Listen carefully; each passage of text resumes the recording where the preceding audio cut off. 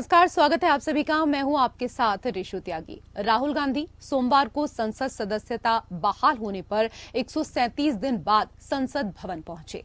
पहले राहुल गांधी ने गांधी जी की प्रतिमा को प्रणाम किया और संसद के अंदर कदम रखा। इस दौरान विपक्षी गठबंधन INDIA के सांसदों ने उनका पूरे उत्साह के साथ स्वागत किया, लेकिन संसद के अंदर सत्ता पक्ष उनके खिलाफ पूरी रणनीति के साथ तैयार बैठा हुआ था। बीजेपी सांसद निशिकांत दुबे ने न्यूज क्लिक का मुद्दा उठाया। उन्होंने सदन में कहा कि देश में चीन के पैसे से पीएम मोदी के खिलाफ माहौल बनाया गया। न्यूज क्लिक में चीन से पैसा आया, ये देश विरोधी है। वहीं उनकी लोकसभा सदस्यता बहाली पर भी पक्ष और विपक्ष के बीच वार पलटवार जारी रहा। कांग्रेस ने इसे सत्य की जीत बताया तो बीजेपी ने कहा कि अदालत ने राहुल गांधी की सजा पर कुछ दिनों के लिए रोक लगाई है, लेकिन इस फैसले को उनके बरी होने के रूप में मनाना दुर्भाग्यपूर्ण और लोकतंत्र का अपमान है।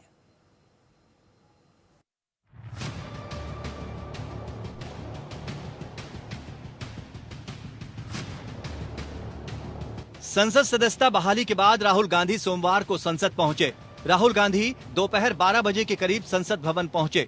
137 दिन बाद संसद पहुंचे राहुल गांधी का इंडिया गठबंधन के सांसदों ने संसद गेट पर जोरदार स्वागत किया।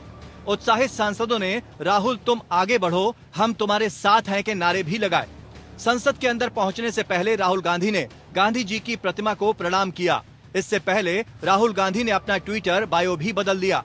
इसमें उन्होंने संसद का सदस्य लिखा है। राहुल संसद पहुंचे तो सत्ता पक्ष ने भी तैयारी कर रखी थी। राहुल के संसद पहुंचते ही लोकसभा में भाजपा सांसद निशिकांत दुबे ने उन पर हमला बोला। निशिकांत दुबे ने न्यूज क्लिक का मुद्दा उठाया।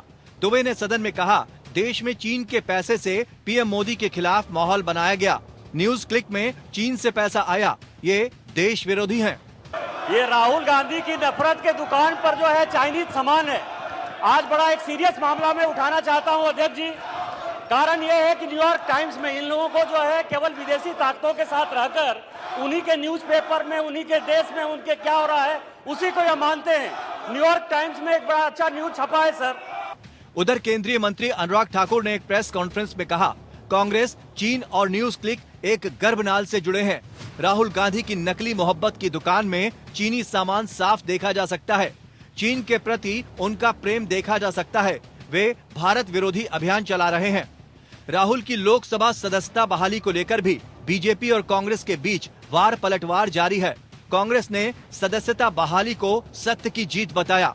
वहीं बीजेपी ने 4 दिन की चांदनी फिर अंधेरी रात वाला मुहावरा उछाल दिया। बीजेपी नेता और केंद्रीय मंत्री गजेंद्र सिंह शेखावत ने कहा कि शीर्ष अदालत ने राहुल गांधी की सजा पर कुछ दिनों के लिए रोक लगाई है, लेकिन इस फैसले को उनके बरी होने के रूप में मनाना दुर्भाग्यपूर्ण और लोकतंत्र का अपमान है।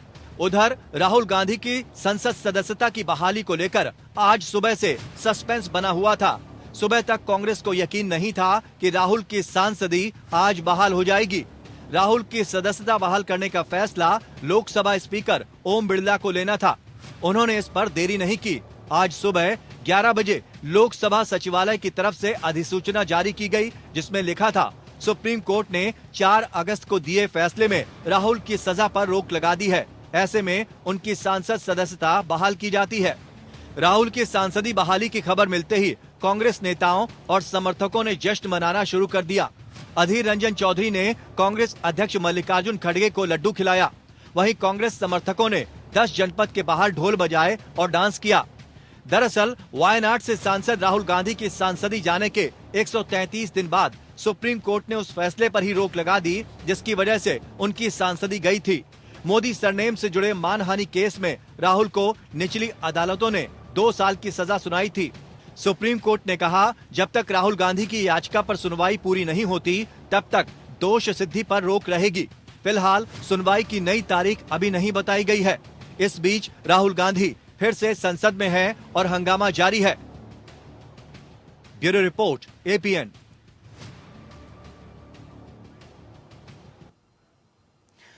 तो राहुल की संसद वापसी के बाद कहीं खुशी देखने को मिल रही है तो कहीं गम देखने को मिल रहा है। और इसी को लेकर हम चर्चा करेंगे। पक्ष विपक्ष में दो खास मेहमान हमारे साथ इस वक्त मौजूद हैं। सबसे पहले उनका परिचय आपके साथ करा देते हैं। हमारे साथ बीजेपी के प्रवक्ता गौरव मिश्रा जुड़ चुके हैं, बहुत स्वागत आपका। हमारे साथ कांग्रेस के नेता डॉक्टर कुलदीप मलिक भी जुड़ चुके हैं, आपका भी बहुत बहुत स्वागत। और राहुल गांधी को सोमवार को संसद सदस्यता बहाल होने पर 137 दिन बाद वो संसद भवन पहुंचे हैं, तो इसके लिए सबसे पहले तो आपको बधाई डॉक्टर कुलदीप मलिक जी। बहुत बहुत धन्यवाद मैडम, आपका बहुत बहुत धन्यवाद जी। लेकिन बीजेपी कह रही है कि ये तो 4 दिन की चांदनी है, फिर अंधेरी रात है। देखिए मैडम, मैं आपको ये बता दूं कि आज के समय में बीजेपी क्या कह रही है, इसके ऊपर शायद देश के 142 करोड़ लोग न तो ध्यान दे रहे और न इनकी बातों पे विश्वास कर रहे। आज से 9 साल पहले बीजेपी जो कहती थी, इनकी बातों पर देश के लोग ध्यान भी दे रहे थे और विश्वास भी कर रहे थे। और उस ध्यान और विश्वास देने का ही ये कारण रहा कि पिछले 9 साल से भारतीय जनता पार्टी की सरकार केंद्र में है। लेकिन अब धीरे धीरे लोगों को सारी बात समझ में आ रही कि ये भारतीय जनता पार्टी वाले जो कहते हैं वो तो ये करते नहीं, और जो करते हैं वो ये कहते नहीं। कहीं ना कहीं जो मुखौटा इन्होंने पहन रखा था, वो मुखौटा धीरे धीरे जनता के सामने क्लियर होता जा रहा। और जहां तक आज राहुल गांधी जी का सवाल है, भाई मेरे ख्याल से सुप्रीम कोर्ट का जिस तरीके का डिसीजन आया और जो हमारे लोकसभा के अध्यक्ष है ओम बिरला जी ने जिस तरीके से जो है फैसला लिया, वो अपने आप में काबिले तारीफ है। और आज 127 दिन बाद राहुल गांधी जी का जो लोकतंत्र का सबसे बड़ा मंदिर है, संसद है, उसमें जो है ठीक है, 127 दिन नहीं, 142 करोड़ लोग भी खुश है। चलिए ठीक है, आप इसे सत्य की जीत बता रहे हैं, लेकिन बीजेपी कह रही है कि अदालत ने राहुल गांधी की सजा पर कुछ दिनों के लिए रोक लगाई है, लेकिन इस फैसले को उनके बरी होने के रूप में मनाना दुर्भाग्यपूर्ण है और लोकतंत्र का अपमान है। डॉक्टर कुलदीप, देखिए मैडम, लोकतंत्र का अपमान है। कौन लोकतंत्र का अपमान कर रहा और किस रूप में कर रहा, ये तो शायद आज हिंदुस्तान के 142 करोड़ लोग देख रहे। जिस तरीके से राहुल गांधी जी को एक षड्यंत्र के रूप में भारतीय जनता पार्टी वालों ने फंसाया, शायद मीडिया के ऊपर बहुत कुछ बात ऐसी होती है जो गुप्त होती है, जो आप भी जानते हैं, हम भी जानते हैं। लेकिन अब देश के 142 करोड़ लोग भारतीय जनता पार्टी की नस नस से अच्छे से वाकिफ हो चुके। उन्होंने देखा कि किस तरीके से केस कहाँ राहुल गांधी जी ने कहाँ पे ध्यान दिया, कहाँ पे केस लड़ा गया, और अब सुप्रीम कोर्ट में आके जो है दूध का दूध पानी का पानी हुआ। और भारतीय जनता पार्टी वालों के गाल पे एक करारा चपत जो है सुप्रीम कोर्ट ने लगा। कहीं ना कहीं इनको सबक लेना चाहिए। और मैं तो इस सबक तो आप लोगों को भी लेना चाहिए ना, किस तरह की बातें करते हैं, उसी के बाद आपको कोर्ट का रुख करना पड़ता है। कोई ना कोई आपके ऊपर मानहानि का केस दायर करा देता है, तो कहीं ना कहीं शब्दों की गरिमा का ख्याल तो आपको भी रखना चाहिए। ये प्यार से तो आप नहीं कह रहे हैं ना। एक मिनट, अब तो सुप्रीम कोर्ट ने मोहर लगा दी कि राहुल गांधी जी ने जो कहा वो कोई गलत नहीं कहा था, तो मेरे ख्याल से अब हम इस पर तो बहस न करें। रही बात भारतीय जनता पार्टी वालों की, भाई इन्होंने तो राहुल गांधी जी को बदनाम करने के लिए, मैं एक बड़ी बात कह रहा, कृपा करके मेरी बात में बीच में मत बोलिएगा।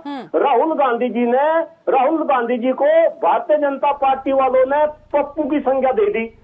आपसे ही पूछ रहा मैडम, आप एक युवा पत्रकार है, आप पढ़े लिखे हैं, क्या एक ऐसा इंसान जिसके पिताजी देश के प्रधानमंत्री रहे हो, जिसकी दादी देश की प्रधानमंत्री रही हो, जिसके नाना जी देश के प्रधानमंत्री रहे हो, जिसकी जो है शिक्षा पूरे विश्व में जो सबसे बड़े शैक्षणिक संस्थान है, जिसकी शिक्षा दीक्षा वहां से हुई हो, जिसके पास में बड़ी बड़ी जो है डिग्रियां हो, क्या वो इंसान पप्पू हो सकता है? अरे शर्म आनी चाहिए इन भारतीय जनता पार्टी वालों को। अब देश की जनता को समझ आ गया कि भाई पप्पू आप जनता का बनाना चाह रहे, लेकिन अब जनता पप्पू नहीं बनेगी, ये आपको पप्पू बनाएगी। चलिए ठीक है, मैं जवाब ले लेती हूँ गौरव जी से, मैं जवाब ले लेती हूँ। करारा जवाब देगी। ठीक है, देश की जनता किसको करारा जवाब देगी ये तो 2024 में ही तय हो पाएगा। लेकिन गौरव जी, उत्साहित सांसदों ने राहुल तुम आगे बढ़ो, हम तुम्हारे साथ हैं के नारे लगाए, लेकिन राहुल के संसद पहुंचते ही लोकसभा में आपके सांसदों ने उन पर इस तरीके से हमला बोल दिया। कुछ तो बड़ा दिल दिखाते आप लोग, आज तो शुरुआत ही थी। देखिए ऋषु जी, पहले तो मैं सच पर बोलना चाहूंगा। जी। जिस तरीके से कई बार, अनगिनत बार राहुल गांधी जी की लॉन्चिंग हो चुकी है और हर लॉन्चिंग इनकी फेल हो जाती है, वो मिसाइल धराशायी हो जाती है, वैसे ही सुप्रीम कोर्ट ने जो आदेश दिया है वो बहुत सीधा, मैक्सिमम पनिशमेंट पर उसने क्वेश्चन उठाया है कि इसका जस्टिफिकेशन निचली अदालत ने नहीं दिया, हाई कोर्ट ने नहीं दिया। तो जैसे ही निचली अदालत यानी हाई कोर्ट उस पर अपना कोई मंतव्य देगा तो उस समय इनके पास कोई रास्ता नहीं बचेगा सिवाय लिखित माफी मांगने के, जो पहले ये कर चुके हैं। चौकीदार चोर के नाम पर उसी सुप्रीम कोर्ट में नाक रगड़ करके इन्होंने, राहुल गांधी जी ने माफी मांगी थी। तो आप देखिए, इसमें भी इनके पास कोई चारा नहीं है, कोई रास्ता नहीं है। इसमें इनको सजा से बिल्कुल मुक्त नहीं किया गया है, इसकी सजा वैसे ही बरकरार है, इनका केस चलेगा। एक बात तो ये स्पष्ट और साफ कर दें।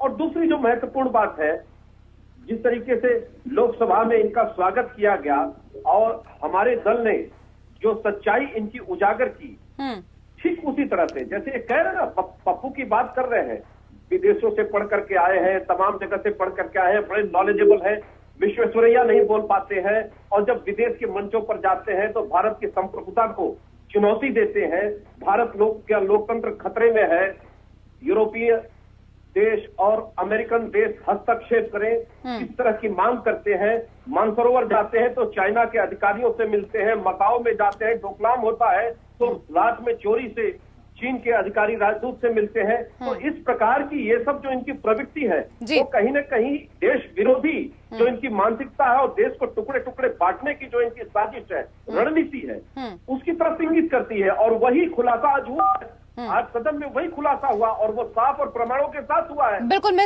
इसका जवाब भी ले लेती हूँ। चीन का मुद्दा आपने उठाया, मैं जवाब भी ले लेती हूँ। डॉक्टर कुलदीप, केंद्रीय मंत्री अनुराग ठाकुर भी कह रहे हैं कि राहुल गांधी की नकली मोहब्बत की दुकान में चीनी सामान साफ देखा जा सकता है, चीन के प्रति उनका प्रेम देखा जा सकता है, वो भारत विरोधी अभियान चला रहे हैं।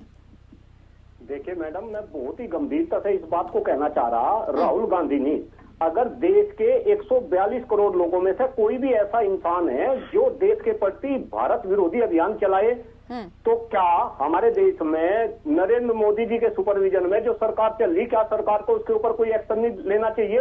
अरे अगर राहुल गांधी जी ये बोल देते हैं कि भाई फला मोदी चोर है, फला मोदी चोर है, इसलिए क्या सारे मोदी चोर है, तो उसके ऊपर तो इतना बवंडर कि आप जो है कोर्ट में चले जाएंगे। और यहाँ पे ये कह रहे कि राहुल गांधी जी जो है देशद्रोही है, ये देशद्रोही ताकतों से जो है हाथ मिला रहे, ये देश को तोड़ना चाह रहे। अरे शर्म आनी चाहिए आपको, ये जनता देख रही कि आज देश को तोड़ के रखे, तोड़ दिए,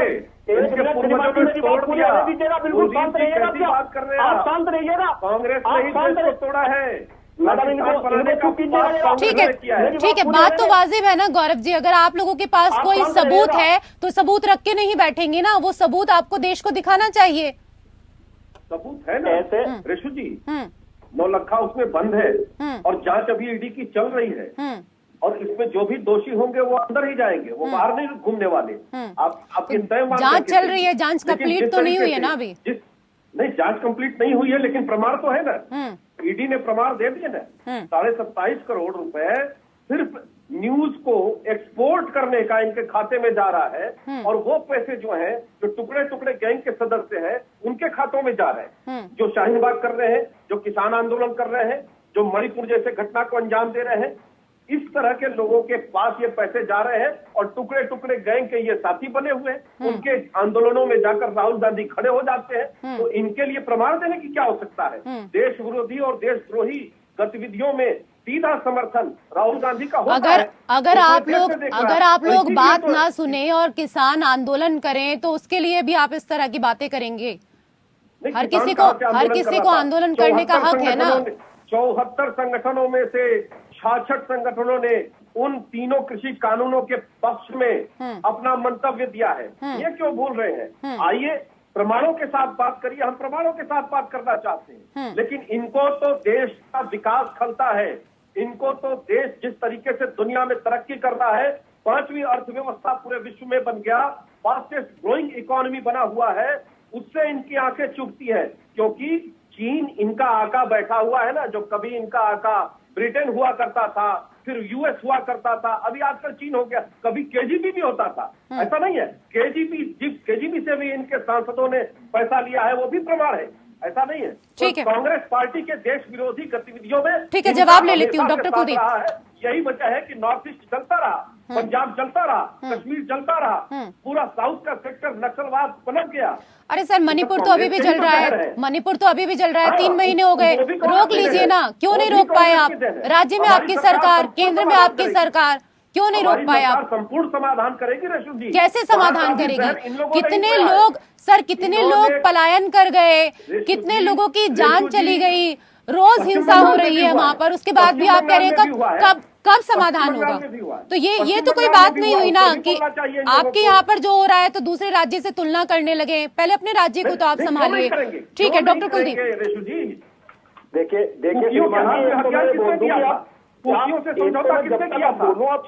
ठीक है, अब उनको बोलने दीजिए, बोलने दीजिए।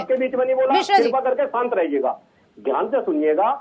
मुझे तो कई बार ना बड़ा मतलब हास्य आता है, हंसने को मन करता है कि जिस तरीके से ये नेशनल टीवी के ऊपर आकर बयानबाजी करते हैं कि भाई कांग्रेस देशद्रोही जो है पार्टी है, राहुल गांधी जो है देशद्रोही है। अरे सर, मानी चाहिए पिछले 3 महीने से ज्यादा समय से मणिपुर जल रहा, अभी जो है हरियाणा में दंगे चल रहे, उसकी आंख दिल्ली और यूपी तक भी जा रही। और अरे सुनने दीजिए मिश्रा जी, उन्होंने आपको मौका दिया ना, उन्होंने धैर्यपूर्वक सुना आपको, नहीं तो आप भी बड़प्पन दिखाइए थोड़ा जी। मैडम, देश में भारतीय जनता पार्टी की सरकार होने का मतलब ये था, ये भारतीय जनता पार्टी वाले कहते थे कि भाई कहीं भी दंगे नहीं हो सकते। और मैं कह रहा, अगर अब हरियाणा में दंगे हो रहे तो वहां पे भी डबल इंजन की सरकार है, मणिपुर में अगर दंगे हो रहे वहां पे भी जो है डबल इंजन की सरकार है। और आप कह रहे कि भाई कांग्रेस वाले दंगे भड़का रहे। अरे ये तो वही बात हुई कि उल्टा चोर कोतवाल को डांटे। प्रधानमंत्री जी जो है चुनाव का प्रचार कर लेंगे, प्रधानमंत्री जी अमेरिका चले जाएंगे, लेकिन वे मणिपुर के मुद्दे पे जो है संसद में आकर मैं नहीं बोल सकते। अरे शर्म आनी चाहिए देश के प्रधानमंत्री को, और शर्म आनी चाहिए भारतीय जनता पार्टी के नेताओं को जो नेशनल टीवी के ऊपर बैठकर इस तरीके की बातें करते हैं। मैं बताऊं, आपका जो प्रोपोगेंडा था वो बहुत चल लिया, 9 साल हो चुके, देश की जनता आपको अच्छे से समझ चुकी। और मैं आपको ये भी बताऊं, बिल्कुल गंभीरता के साथ मैडम, मैं आपके सामने इस बात को कह रहा कि जब 2014 में भारतीय जनता पार्टी की सरकार आई और जिस तरीके के वादे इन्होंने देश की जनता के सामने किए, मैं भी उनमें से एक था। और मैं ये मानना था कि भाई ये वादे कहीं ना कहीं पूरे होंगे और ये देश आने वाले टाइम में विश्वगुरु बनेगा। लेकिन इन्होंने कोई भी वादा अगर कंप्लीट किया हो, आप तो 100 दिन के अंदर काला धन लेकर आने वाले थे, काला धन वापस आया क्या? आप देश की महंगाई को कम करने वाले थे, क्या महंगाई कम हुई क्या? आप देश के अंदर भ्रष्टाचार को खत्म करने वाले थे, भ्रष्टाचार खत्म हुआ क्या? आप किसानों की आमदनी दुगनी करने वाले थे, आमदनी दुगनी हुई क्या? चलिए, ये तो जब कोई सत्ता में आता है तो हर कोई इसी तरीके के वादे करता है, हर कोई इस तरह के वादे करता है। जब आप सत्ता में आने वाले थे, आप याद करिए उन दिनों को, डॉक्टर कुलदीप, आपने भी इसी तरीके के वादे यहाँ पर किए थे। लेकिन फिलहाल जो हमारी डिबेट थी वो इस विषय पर नहीं थी। डिबेट यही थी कि राहुल की संसद में एक बार फिर से वापसी हुई है और ऐसे में INDIA को कितना बल मिलेगा। बहुत बहुत शुक्रिया आप दोनों मेहमानों का हमारे साथ इस चर्चा में जुड़ने के लिए। पक्ष विपक्ष में मेरे साथ फिलहाल इतना ही। नमस्कार।